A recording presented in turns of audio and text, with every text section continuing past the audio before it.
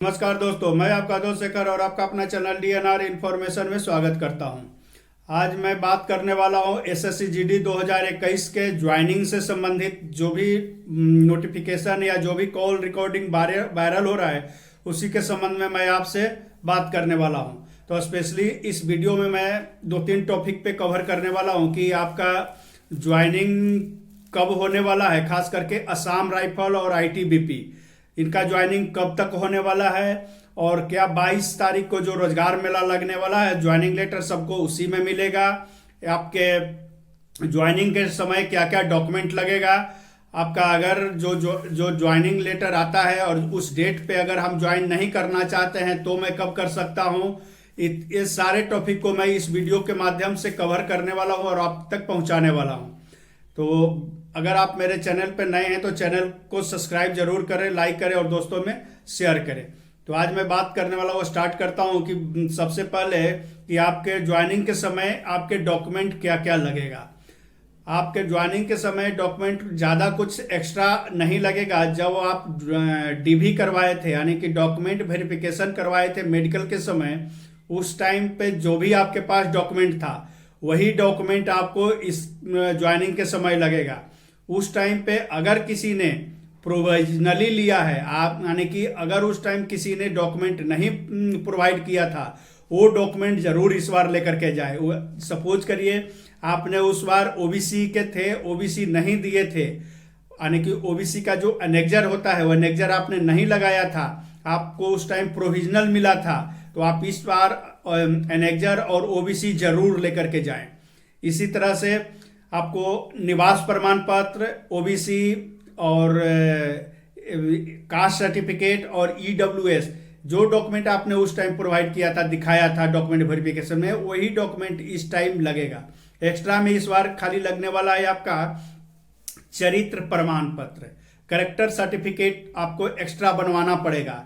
और एक खास करके जितने भी बिहार के निवासी हैं उनके लिए है कि आपका बिहार में ऑनलाइन चरित्र प्रमाण पत्र, कैरेक्टर सर्टिफिकेट ऑनलाइन अप्लाई होता है और ऑनलाइन बन के आता है एसपी का, यानी एसपी ऑफिस से ऑनलाइन में आपके पास बन के आ जाएगा। तो अभी तक जितने भी कैंडिडेट हैं एसएससी जीडी का और उनका फाइनल 2021 का रिजल्ट आ चुका है, सिलेक्शन हो गया है, वो आप जल्दी से जल्दी अपना ऑनलाइन एसपी ऑफिस में आप चरित्र प्रमाण पत्र अप्लाई कर दे, 14 दिन के बाद आपके पास बन करके आ जाएगा।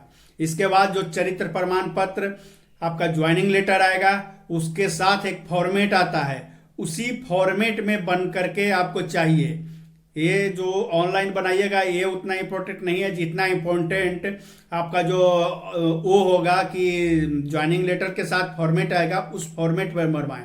उस फॉर्मेट पर आपका एसएचओ का साइन होगा और एक गेस्टेड रैंक अधिकारी का साइन होगा, और वो गेस्टेड रैंक अधिकारी प्रिंसिपल हो सकता है, डॉक्टर हो सकता है, और कोर्ट में जो नोटरी बैठते हैं, सरकारी जो वकील जिसको बोलते हैं, वो हो सकते हैं। और प्रिंसिपल कोई प्राइवेट स्कूल का नहीं होना चाहिए, सरकारी स्कूल का प्रधानाध्यापक, कॉलेज का प्रिंसिपल, इनको एक गेस्टेड रैंक में आएंगे। इसके अलावा डॉक्टर गेस्टेड रैंक में आएंगे, जो एमबीबीएस डॉक्टर होते हैं वो आपके गेस्टेड रैंक का साइन कर सकते हैं। या फिर कोर्ट सबसे अच्छा है, कोर्ट में जाइए, कोर्ट में नोटरी पब्लिक जो होते हैं वो आपको साइन कर देंगे। तो उस पर 3 सिग्नेचर चाहिए, एसएचओ का, नोटरी का, उसके बाद आपका जो है सब मजिस्ट्रेट का उस पर सिग्नेचर होना चाहिए। वो आपका चरित्र प्रमाण पत्र लेकर के साथ में जाना है। और जो आपके पास सर्टिफिकेट डीवी करवाए थे वो सारा मूल प्रमाण पत्र लेकर के जाना है। एक सर्विसमैन के लिए आपका डिस्चार्ज बुक होना चाहिए, आपका पीपीओ होना चाहिए, और आपका जो आई कार्ड होता है जो सोल्जर बोर्ड से इशू किया हुआ जो आपका पहचान पत्र है वो होना चाहिए। ये 3 डॉक्यूमेंट आपको एक्स्ट्रा लगेगा फौज से रिलेटेड जो रिटायर किए हुए उनका। इसके अलावा बाकी जो भी आपका 10th का सर्टिफिकेट, मूल निवास प्रमाण पत्र सर्टिफिकेट, आपका कास्ट सर्टिफिकेट, आपका ईडब्ल्यूएस सर्टिफिकेट, ओबीसी सर्टिफिकेट, वो जो भी करवाए थे सारा ओरिजिनल के साथ और फोटो के साथ आप वहां पर जब ज्वाइनिंग आता है तो आप ज्वाइन करें। ज़्यादा कुछ डॉक्यूमेंट नहीं है। ये डॉक्यूमेंट से संबंधित।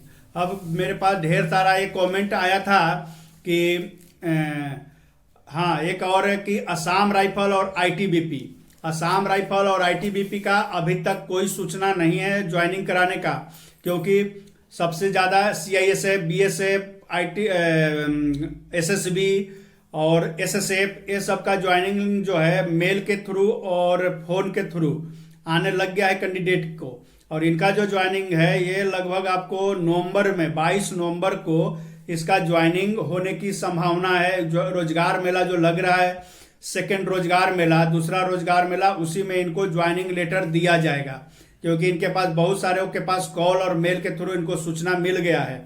फिर भी अगर कोई कैंडिडेट है जिनके पास सूचना भी नहीं आया है मेल के थ्रू या फोन के थ्रू, वो घबराएं नहीं। आपका ज्वाइनिंग लेटर आपको पोस्ट ऑफिस के द्वारा आपके जो एड्रेस है उस एड्रेस पर जरूर से जरूर आएगा।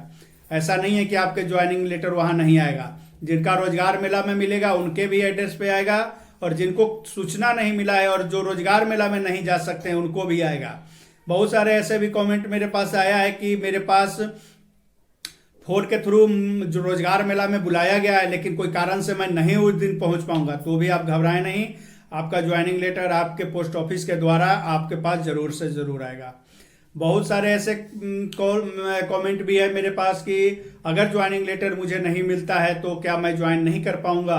तो ऐसा नहीं है। आपका ज्वाइनिंग लेटर अगर आपको नहीं मिल पाता है, चाहे वो फोन के मेल के थ्रू हो या पोस्ट ऑफिस के थ्रू हो, अगर ये दोनों माध्यम से भी नहीं मिल पाता है तो आपका जो भी रिजल्ट निकला है उसका आप प्रिंट निकाल लें, जहां पे आपका नाम है, यानी कि जो रिजल्ट डिक्लेयर हुआ था उसमें जहां पर भी आपका नाम है उस नाम को आप प्रिंट करा लें।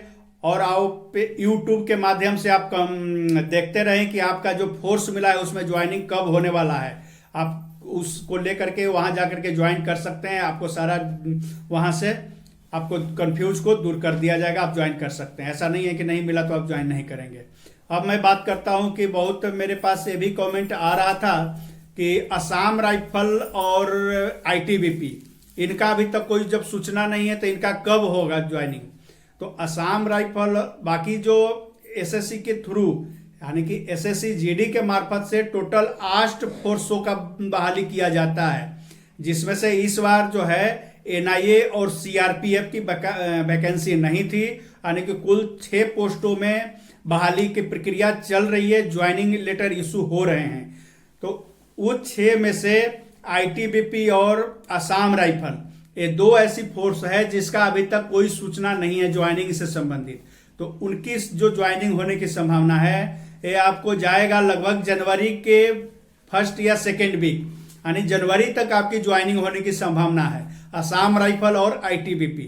तो जितने भी कैंडिडेट असम राइफल और आईटीबीपी से संबंधित है उनका सिलेक्शन इसमें हुआ है, वो घबराए नहीं। उनका अगर मेल और फोन के थ्रू अभी तक खबर नहीं मिला है, यानी कि सूचना नहीं मिला है रोजगार मेले के अंदर आपको जाने के लिए, तो भी अपना घबराएं। आपकी ज्वाइनिंग पोस्ट ऑफिस के द्वारा आपके घर पे आपके पहुंचेगा, और आपका संभावना लगाया जा रहा है कि आपकी जो ज्वाइनिंग है वो जनवरी में जाकर के होगा। तो आप घबराए नहीं, ऐसा नहीं कि आपके पास ज्वाइनिंग लेटर नहीं आएगा, जरूर आएगा।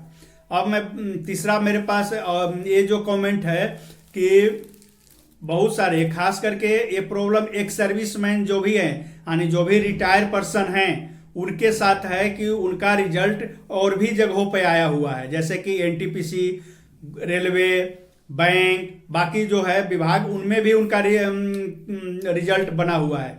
तो वो चाहते हैं कि मैं उसको ज्वाइन करूं कि इसको ज्वाइन करूं। तो उनको मैं क्लियर करता हूं कि अगर आपका ज्वाइनिंग लेटर एसएससी जीडी का आ चुका है तो आप इतना जल्दीबाजी नहीं करें ज्वाइन करने में, और आप ये उम्मीद लगा रखे हैं कि मेरा जो ज्वाइनिंग लेटर है वो एनटीपीसी से भी आ सकता है, बाकी जो डिपार्टमेंट है, दूसरे विभाग है, उससे भी आने की संभावना है। तो आप जल्दीबाजी न करें। ये ज्वाइनिंग लेटर जो अभी आपके पास आएगा या आया है, इसकी वैलिडिटी 90 दिन की होती है, यानी 90 दिन तक आप इस पे ज्वाइन कर सकते हैं। इस पर एक टाइम लाइन जरूर दिया हुआ होता है कि आप इस ज्वाइनिंग लेटर में लिखा जरूर होता है कि आप इस डेट को जाकर के इस सेंटर पे ज्वाइन करें। लेकिन अगर उस डेट पे उस सेंटर पे आप ज्वाइन नहीं करते भी हैं तो इस जो ज्वाइनिंग लेटर है इसकी 90 दिन की वैलिडिटी होती है। 90 दिन तक आप इस पे ज्वाइन कर सकते हैं।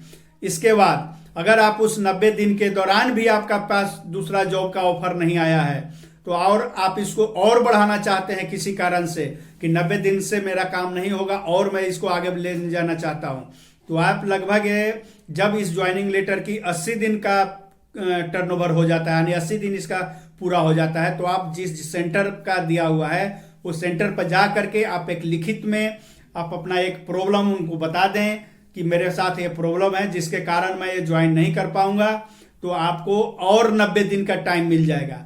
यानी इस प्रकार से अगर किया जाए तो आपके पास कुल 6 महीने का समय मिल जाएगा ज्वाइन करने के लिए। इस 6 महीने के दौरान आप दूसरे जॉब से संबंधित आप ज्वाइन कर सकते हैं। तो ये है ज्वाइनिंग लेटर से संबंधित कि आपका ज्वाइनिंग लेटर आने के बाद आप लगभग 6 महीने बाद तक आप ज्वाइन कर सकते हैं। ऐसा नहीं है, जब तक आप उस विभाग को लिखित में नहीं देंगे तब तक आपके पास ज्वाइनिंग लेटर आते रहेगा। 1 आएगा, 2 आएगा, 3 आएगा, 3 ज्वाइनिंग लेटर आपका आएगा। 6 महीने के अंदर अंदर 3 ज्वाइनिंग लेटर आपके पास आ जाएगा। उसके बाद आपका जो है सो कैंडिडेट जो है सो रिजेक्ट किया जाता है। ऐसे नहीं कि आपका एक पास एक ज्वाइनिंग लेटर है आपको रिजेक्ट कर दिया जाएगा। तो ये होता है प्रोसेस आपका। अगर खास करके एक सर्विसमैन कि अगर आपके पास और भी दूसरे जॉब का ऑफर आने वाला है या आया हुआ है और आपको ये बेहतर लगता है इससे तो आप उसको ज्वाइन कर सकते हैं। अगर आपके पास ये ज्वाइनिंग लेटर आ चुका है तो आप इसको ज्वाइन करने में जल्दीबाजी न करें, ज़्यादा जल्दी में जा करके आप इसको ज्वाइन न कर लें, क्योंकि अगर आप एसएससी जीडी को ज्वाइन कर लेते हैं और इसमें से रिजाइन जब करते हैं तो इसका रिजाइन करने का प्रोसेस अलग होता है। आपको वहां पे पैसा भर करके आना पड़ता है, पेमेंट करके आना पड़ता है, और वो पेमेंट जो होता है आपका ट्रेनिंग पीरियड, आप जितने दिन ट्रेनिंग किए हैं उसका जो खर्च होगा वो, या फिर आपका जो बेसिक पे है उसका 3 महीने का, यानी कि 3 महीने का जो बेसिक पे आपका होगा वो, या फिर जितना दिन आपका ट्रेनिंग में खर्च हुआ आपने जितना दिन 42 वीक, 48 वीक, 47 वीक, जितना दिन भी आपने ट्रेनिंग किया है उसका खर्चा, इन दोनों खर्चों में जिसका ज्यादा होगा वो आपको पेमेंट करने पड़ेगा। यानी कि अगर आपका ट्रेनिंग खर्चा का ट्रेनिंग में जितना खर्च हुआ है उसका अमाउंट ज्यादा बनता है, आपका बेसिक पे 3 महीने का है उसका अमाउंट कम है, तो आपको ट्रेनिंग का खर्चा लिया जाएगा। अगर आपका ट्रेनिंग का खर्चा कम है और आपका बेसिक पे का अमाउंट ज्यादा है, 3 महीने का बेसिक पे, तो आपको बेसिक पे लिया जाएगा 3 महीने का। ऐसा नहीं है कि दोनों लिया जाएगा, एक ही इनमें से लिया जाएगा और इसका लंबा हो जाता है। तो आप इसको जल्दीबाजी ना करें ज्वाइन करने में, तो अगर जल्दीबाजी करेंगे तो आपको पेमेंट करना पड़ेगा। तो ये था एक सर्विसमैन से रिलेटेड। बाकी भी कैंडिडेट अगर दूसरा ज्वाइन करना चाहते हैं तो कर सकते हैं, आपको एक बार में रिजेक्ट नहीं किया जाएगा। तो ये आपको मैंने कवर कर दिया, आपका डॉक्यूमेंट, आपका आसाम राइफल की कब होने वाला है और आईटीबीपी की ज्वाइनिंग, आपका जो ज्वाइनिंग जल्दीबाजी न करे ज्वाइन करने में, ये सारा जो टॉपिक है मैं कवर कर दिया। अगर आपको ये वीडियो अच्छा लगा होगा और आपके लिए लाभदायक होगा तो आप इस चैनल को सब्सक्राइब जरूर करें, दोस्तों में और भी शेयर करें। वीडियो देखने के लिए धन्यवाद, नमस्कार।